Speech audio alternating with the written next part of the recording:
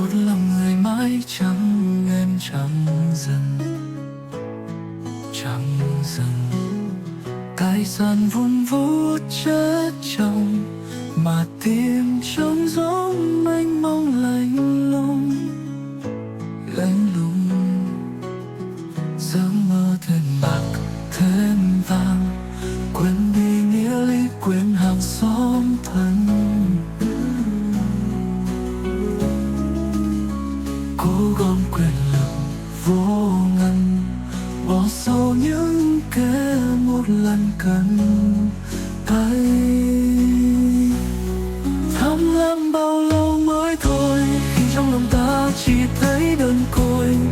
Niềm vui vụt mất còn đâu, nhìn quanh chỉ thấy bóng chiều trống cho.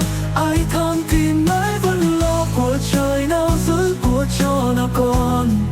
Chỉ khi buông bỏ lòng hơn mới mong tìm thấy tâm hồn bình an.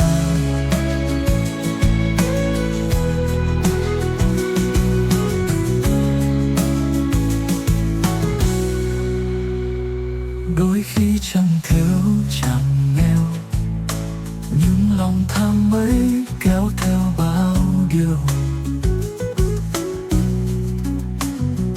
Ngày qua hạnh phúc xa vời, lòng tham cứ mãi quãng đời đi xa. Ai rồi cũng sẽ hiểu ra, tham lam đâu làm đời thêm đậm đà.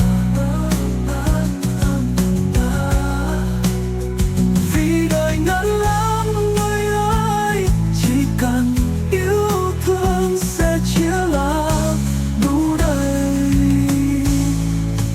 Ôi con người tham lam, lòng dần hoang mang.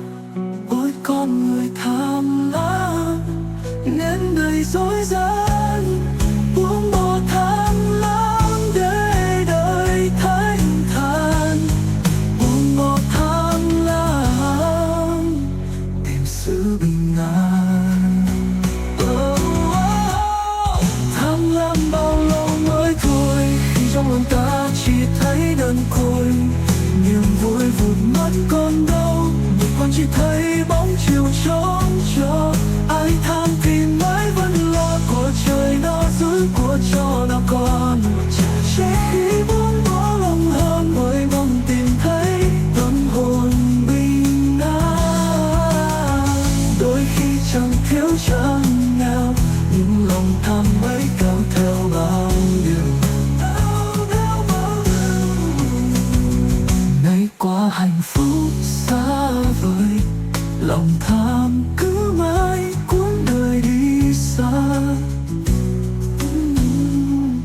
Ai tham thì mãi vẫn lo, của trời nào giữ, của cho nào còn.